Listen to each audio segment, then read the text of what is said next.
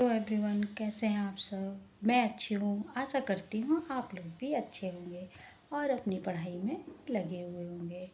तो फ्रेंड्स, इधर बीच में काफ़ी दिनों बाद ब्लॉग डाल रही हूँ, क्योंकि दशहरे के समय मैंने डाला था, नवरात्र के समय ब्लॉग। उसके बाद मैं अब डाल रही हूँ, क्योंकि फ्रेंड्स छुट्टियाँ लग गई थी दशहरे की, तो मैं घर चली गई थी गाँव अपने। और वहाँ पे काफ़ी 5-6 दिन लग गए, क्योंकि अल्टरनेट छुट्टियाँ थी, एक एक के बाद एक, और बीच में संडे भी मिल गया। तो फिर इन लॉज कहने लगे कि नहीं, अभी नहीं, थोड़ा रुक के जाइए। तो मुझे भी लगा कि चलिए ठीक है, हम थोड़ा सा रुक के ही चले जाएंगे। तो वहीं पे थोड़ा समय लग गया।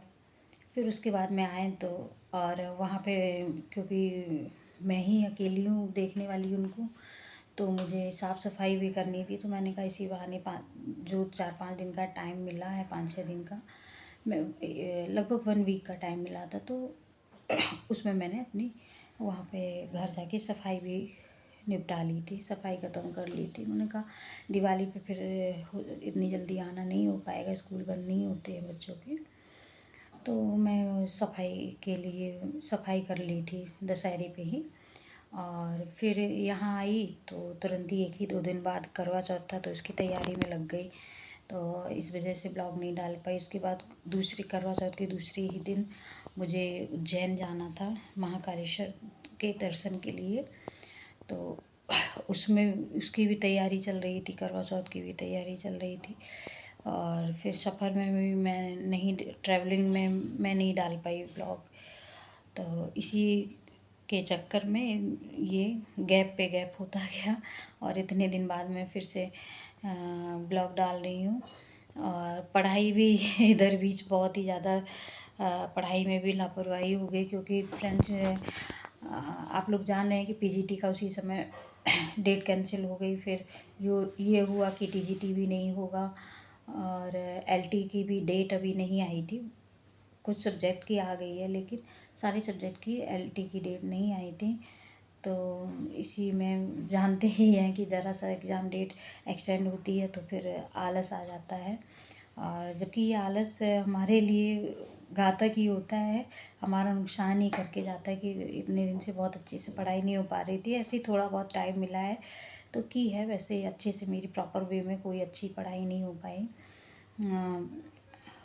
और फ्रेंड्स, आप लोगों की पढ़ाई कैसी चल रही है, आप लोग बताइए। और मैंने तो अपना बता दिया कि क्यों मेरा इतने दिन गैप हुआ। और पढ़ाई भी मेरी बहुत अच्छे से नहीं चली, क्योंकि फेस्टिवल सीज़न चलते हैं ना, मैंने पहले भी बताया था, फेस्टिवल जाते हैं तो बहुत ज़्यादा डिस्टरबेंस होता है। और फैमिली में मैं अकेली भी हूँ, तो वहाँ भी देखना होता है, यहाँ भी साफ़ सफाई करनी होती है। तो इसकी वजह से और ज़्यादा दिक्कत हो गई। सबसे बड़ी बात है, आने जाने में डिस्टरबेंस हो गया, इसलिए मैं ब्लॉग नहीं डाल पाई। और फ्रेंड्स, ईएमआरएस का फॉर्म किसने किसने फिल कर दिया है। भले ही उस थोड़ा सा उसका सब्जेक्ट अलग है, उसमें पेडागोजी, कंप्यूटर, रीजनिंग, ये सारी चीज़ें आ रही हैं, लेकिन मुझे जहाँ तक लगता है फॉर्म तो फिल करना ही चाहिए। मेरा तो सजेशन यही रहेगा आप लोगों को कि फॉर्म फिल करिए। फिर उसके बाद में देखते हैं कि एग्ज़ाम दिया जाएगा, उसको पढ़ के एग्ज़ाम दिया जाएगा, फिर देखा जाएगा।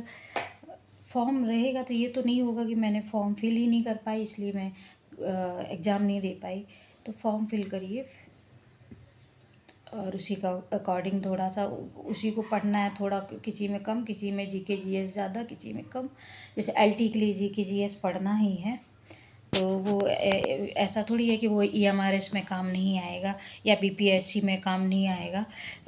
एलटी का जीके जीएस बीपीएससी में भी काफ़ी हद तक काम आएगा, और ईएमआरएस में भी काम आएगा। और ये ईएमआरएस में और भी अलग से रीजनिंग डाल दिया है, और पेडागोजी डाल दी हैं, और कंप्यूटर, ये सारी चीज़ें भी इसमें डाल दी हैं ईएमआरएस में।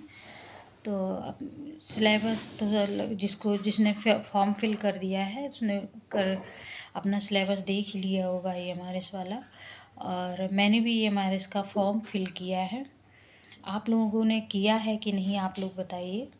आप लोगों ने EMRS का फॉर्म फिल किया है या नहीं किया है। और फ्रेंड्स,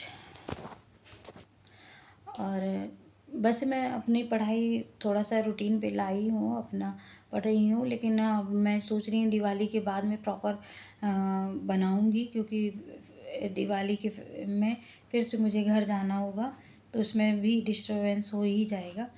इसलिए मैं सोच रही हूँ कि प्रॉपर टाइम टेबल मैं दिवाली के बाद अपना बनाऊँगी कि किस समय मैं अपने लिए टाइम निकाल रही हूँ, और उसी के अकॉर्डिंग मैं आप लोगों को भी बताऊंगी कि किस किस समय हाउसवाइफ को थोड़ा सा टाइम निकाल के अपने लिए भी टाइम निकालिए, क्योंकि इसके बाद में सारी फेस्टिवल भी ख़त्म हो जाएंगे, तो ज़्यादा डिस्टर्बेंस नहीं होगा दिवाली के बाद में, और आराम से पढ़ाई भी हो सकती है, क्योंकि ठंडी भी आ जाएगी, गर्मी की भी टेंशन नहीं रहेगी। और आलस तो आता है पढ़ने में जब तक कुछ नहीं होता है, लेकिन क्या ही किया जा सकता है। ठीक है फ्रेंड्स, तो मिलती हूँ आप लोगों से नेक्स्ट ब्लॉग में, ये इन्फॉर्मेशन देनी थी। Okay bye friends.